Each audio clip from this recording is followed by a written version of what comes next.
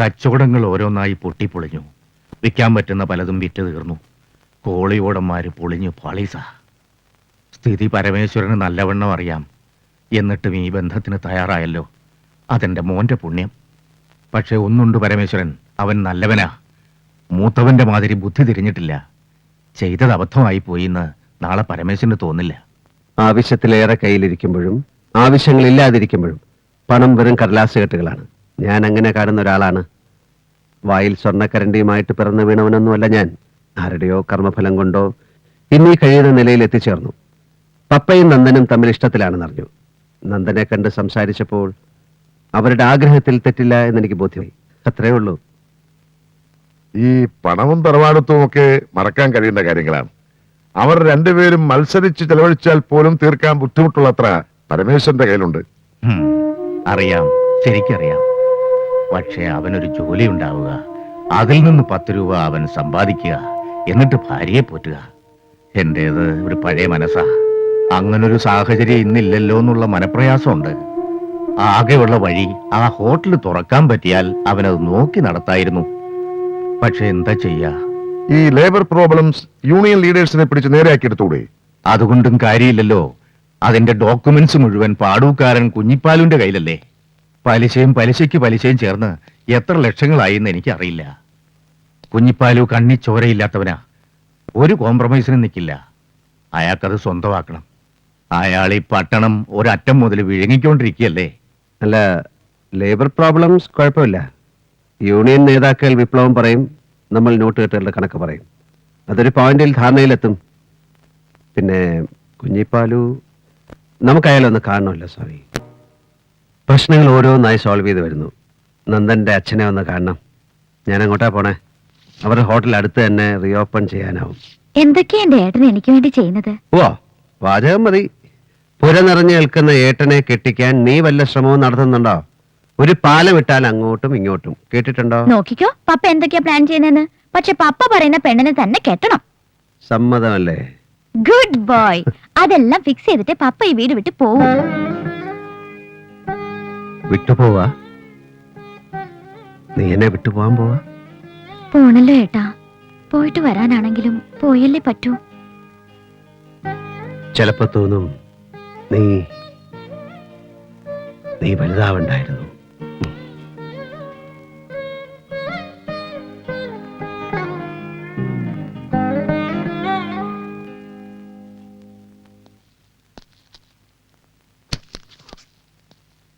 കുഞ്ഞിപ്പാലുവിന്റെ കൈവശമുണ്ടായിരുന്ന എല്ലാ ഡോക്യുമെന്റ്സും ഇതിനകത്തുണ്ട്. ഈശ്വര, പലിശ കുഞ്ഞിപ്പാലുവിന് വേണ്ട.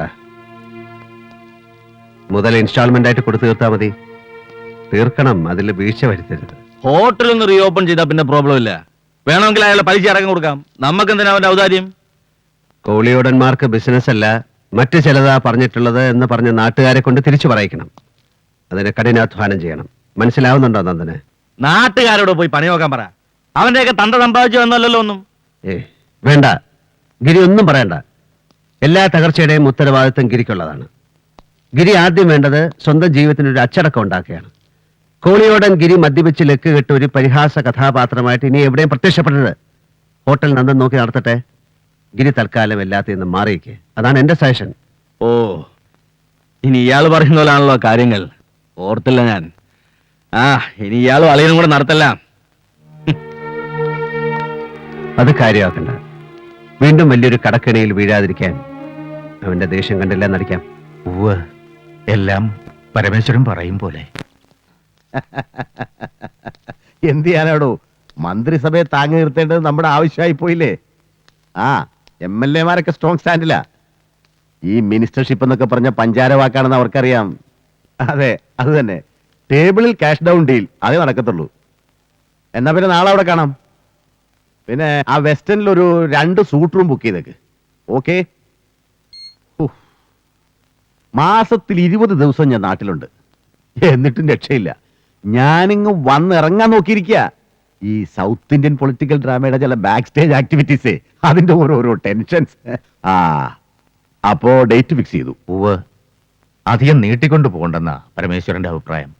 നിങ്ങളുടെ നേറ്റീവ് പ്ലേസ് എവിടെയാ? പാലക്കാട് ഡിസ്ട്രിക്റ്റിൽ ശിവപുരം എന്ന് പറയും. നിങ്ങൾ എന്താ ചെയ്യുന്നേ? ബിസിനസ് ആണെന്ന് പറഞ്ഞു. എന്താ എക്സാക്ട്ലി? പ്രധാനമായിട്ട് കൺസ്ട്രക്ഷൻ വർക്കാ. ഓഹോ. കോയമ്പത്തൂർ ബേസ്ഡ് ആണ് കൂടുതൽ. പിന്നെ സത്യമംഗലം സ്റ്റൈൽ ഒരു ഏലത്തോട്ടം ഉണ്ട്. ഏലം എന്ന പേരാ. അതിന്റെ ഇടയെ മുഴുവൻ കച്ചൂരി, കുറുന്തോട്ടി, കറുക, ദർഭ, ഞവരക്കിഴങ്ങ്, പഴമുതിര, ആടലോടകം, നാൽപ്പാമര, ആവണം, അങ്ങനെയൊക്കെയുള്ള ഒരു ഹെർബൽ അതിന്റെ ഒരു ഗാർഡനാണ്. പിന്നെ വേപ്പിലക്കട്ടിയും പിക്കിൾസും ഉണ്ടാക്കുന്ന ഒരു ഫാക്ടറി ഉസലംപെട്ടിയിൽ ഓപ്പൺ ചെയ്യാൻ പോകുന്നു. ശരി. അപ്പൊ എങ്ങനെയാ മറ്റു കാര്യങ്ങള്? അതൊക്കെ സംസാരിച്ച് ഫൈനലൈസ് ചെയ്തോ? എന്താ ഗിരി? എല്ലാം തമ്പിച്ചേട്ടൻ പറഞ്ഞ ഫൈനലൈസ് ചെയ്താൽ മതി. ഡേറ്റ് രണ്ടു കൂട്ടർക്കും ഓക്കെ ആണെങ്കിൽ പിന്നെ ഡേറ്റ് അല്ലല്ലോ പ്രധാനം. വേറെ ചില കാര്യങ്ങളിൽ ഒരു ധാരണ വേണ്ടേ? മനസ്സിലായില്ല. അതിലിപ്പോ എന്താ അത്ര മനസ്സിലാവാതിരിക്കാൻ? എന്ത് ഡൗറി കൊടുക്കും പയ്യന്, അതങ്ങ് പറഞ്ഞ് ഫിക്സ് ചെയ്യാം. ഇപ്പോ ബിസിനസ് ഇത്തിരി മോശമാണെന്നേ ഉള്ളൂ. എന്നാലും കോളിയോടെ തറവാട്ടിന്നൊരു പയ്യനെ കിട്ടാന്ന് പറഞ്ഞാൽ അത് നിങ്ങളുടെ ഭാഗ്യം തന്നെയാണ് മിസ്റ്റർ. ഉവ്വ്, ഭാഗ്യമായിട്ട് എന്നെ കാണുന്നു. പക്ഷെ ഡൗറി എന്ന വാക്കും പണത്തിന്റെ കണക്കും അത് വേണോ? എന്റെ പ്രോപ്പർട്ടീസും ബാങ്ക് ബാലൻസും മുഴുവൻ അവളുടെ പേരിൽ തന്നെയാണ്. അത് മുഴുവൻ അവൾക്കുള്ളതാണ്. അങ്ങനെ വേഗമായിട്ട് പറഞ്ഞുകൊണ്ട് കാര്യമില്ല. എത്ര സ്വർണം, ക്യാഷ് എത്ര, പിന്നെ കാറോ, അങ്ങനെ എന്താന്ന് വെച്ചാ അങ്ങനെ. ഒരു തുക പറഞ്ഞുറപ്പിച്ച് കാളക്കച്ചവടം നടത്തുന്ന പോലെ വേണോ ശേഖര മുതലാളി? അയ്യോ വേണ്ട തമ്പി, പരമേശ്വരനുമായിട്ട് അങ്ങനെ ഒരു സംസാരം വേണ്ട. ഹോട്ടൽ റീഓപ്പൺ ചെയ്യാൻ വേണ്ടി പരമേശ്വരൻ ഇപ്പൊ തന്നെ ഒരു സംഖ്യ ചെലവാക്കി കഴിഞ്ഞു. അതൊന്നും മുന്നിൽ കാണാതല്ലോ. പരമേശ്വരൻ കച്ചവടം അറിയാവുന്ന ആളല്ലേ? പരമേശ്വരന് കച്ചവടം അറിയാം, തമ്പിക്ക് അറിയാത്ത പലതും അറിയാം. അത് കള. എന്റെ കച്ചവടത്തിൽ നേരും നിറയും ഉണ്ടാവും. തമ്പി അത് മനസ്സിലാക്കിയാൽ മതി. എന്റെ അനിയത്തിയുടെ ജീവിതത്തിന്റെ കാര്യമാണിത്. അവൾക്ക് ഞാൻ എന്താണ് കൊടുക്കാൻ പോകുന്നതെന്ന് തൽക്കാലം നിങ്ങൾ വിട്ടേക്കൂ. കുറഞ്ഞു പോയെന്ന് നിങ്ങൾക്ക് ആർക്കും തോന്നാനിടവരില്ല. അക്കാര്യത്തിൽ വളരെ ട്രാൻസ്പെറന്റ് ആണ് ഞാൻ. എന്റെ വാക്കുകളും പ്രവൃത്തിയും. ഓ, അത്ര വലിയ സ്ട്രേറ്റ് ഫോർവേഡ്നെസ് ഒന്നും പറയണ്ട. ഒളിയും മറയൊക്കെ ഇയാളുടെ കയ്യിലില്ലേ? അത് തമ്പി വ്യക്തമാക്കണം. തമ്പിച്ചേട്ടാ, നീ മിണ്ടാരിടാ. ഇയാളൊരു പുത്തൻ പണക്കാരൻ, വലിയ അന്തസ്സോടെ എന്ന് ഡയലോഗ് അടിക്കണു. പക്ഷെ തമ്പി, ചെക്കന് പെണ്ണിനെ കണ്ട് വട്ടിളകി പോയതുകൊണ്ട് നടത്താൻ തയ്യാറാകുന്നേ ഉള്ളൂ. അല്ലെങ്കിൽ ഇത് പെണ്ണിന്റെ രണ്ടാം ഘട്ടാന്ന് അറിഞ്ഞപ്പോ ഞാൻ വേണ്ടാന്ന് പറഞ്ഞതാ.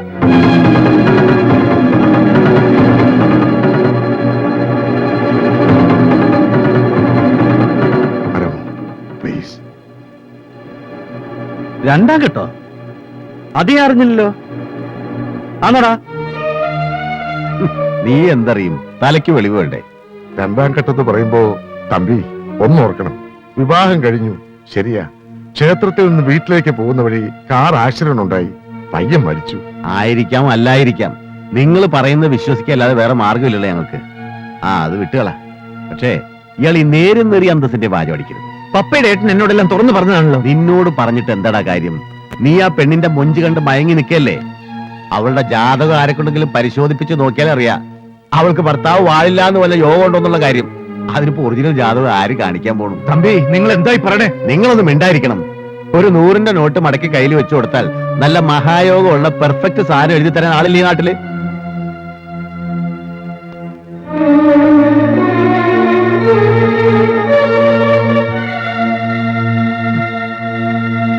എരപ്പാളികളാണ് മുഴുവനും. പണം പരമന് നട്സാണ്, ജസ്റ്റ് നട്സ്. കോളിയോടന്മാരുടെ തലവഴി പണമിട്ട് ഞാൻ മൂടും.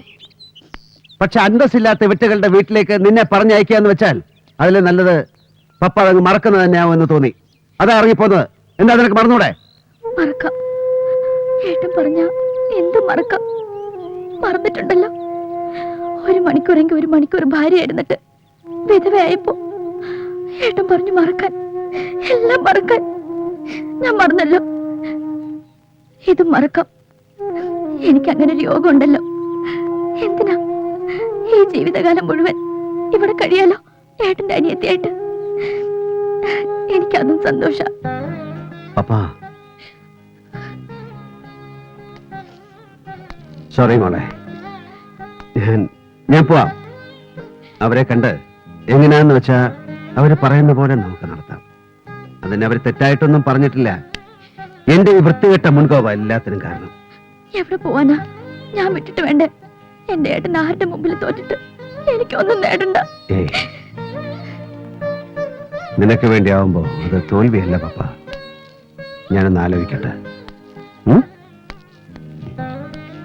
നന്ദൻ എന്റെ കൂടേക്ക് വന്നു. നേരിട്ടെന്തോ സംസാരിക്കണമെന്ന്. മാപ്പ് ചോദിക്കാൻ വന്നതാണ് പപ്പയോടും ഏട്ടനോടും. അവിടെ നടന്നതിനെല്ലാം പപ്പയുടെ ഏട്ടനോട് ക്ഷമിക്കണം. ആരിൽ നിന്നൊന്നും മറച്ചു വെക്കണ്ട. പപ്പയെക്കുറിച്ച് എനിക്കറിയാവുന്നതെല്ലാം അതുകൊണ്ടാണ് ഞാൻ എല്ലാവരോടും പറഞ്ഞത്. നാളെ എന്തെങ്കിലും അറിഞ്ഞിട്ട് പപ്പയെ കുത്തി നോവിക്കാൻ ആരും ശ്രമിക്കരുതല്ലോ എന്ന് കരുതി. പക്ഷേ അവരതങ്ങനെ ചീപ്പായി പ്രസന്റ് ചെയ്യുന്ന ഞാൻ ഓർത്തില്ല. സോറി. നന്ദൻ, നിന്റെ അച്ഛനും മറ്റു ബന്ധുക്കളും മുഴുവൻ നിനക്കെതിരായി നിൽക്കുമ്പോ നിനക്ക് അവളുടെ കഴുത്തിൽ താലി കെട്ടാൻ കഴിയോ? എന്റെ അച്ഛൻ എന്നും ഞാൻ എന്ത് ചെയ്താലും എന്റെ കൂടെ ഉണ്ടാവും. അച്ഛൻ അനുഗ്രഹിക്കേ ഉള്ളൂ. ഗിരിയേട്ടനും ഭാര്യ ഒന്നും പ്രശ്നമല്ല. അംബിക ചേച്ചിയുടെ ഭർത്താവ് തമ്പിച്ചേട്ടൻ മാത്രമേ വെറുതെ എതിർപ്പുമായി വരുള്ളൂ. എനിക്ക് നിന്റെ സ്റ്റാൻഡ് മാത്രം അറിഞ്ഞാൽ മതി. തമ്പി അണ്ണനും എല്ലാം നിൽക്കേണ്ടടുത്ത് നിൽക്കും. അല്ലെങ്കിൽ നിർത്തിക്കാൻ അറിയാം പരമേശ്വരന്. എന്റെ പപ്പയുടെ ജീവിതം എന്ന് പറഞ്ഞാൽ അതെന്റെ പ്രാണനാണ്. അത് ഞാൻ നിന്നെ ഏൽപ്പിച്ചാ പിന്നെ അത് കാത്തു സൂക്ഷിക്കേണ്ടത് നിന്റെ കടമയാണ്. നിനക്കതിന് കഴിയുമോ ഇല്ലയോ? ഒരു ചോദ്യമേ ഉള്ളൂ എനിക്ക്. എന്നെ വിശ്വസിക്കാം.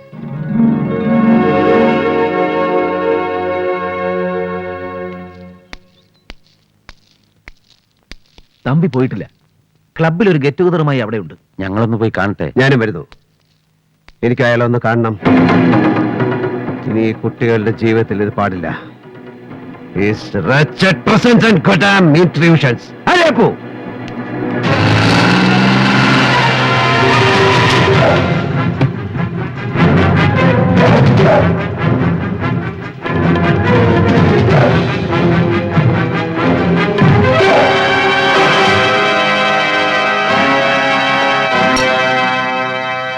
എന്താ പരമേശ്വരൻ മുതലാളി, ഒരുമാതിരി വെടികൊണ്ട പന്നിയെ പോലെ?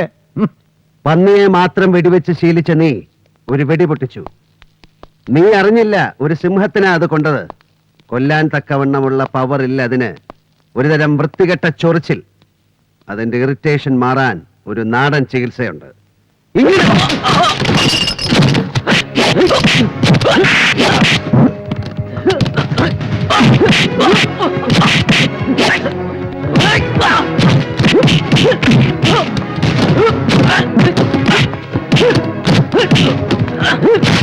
Oh!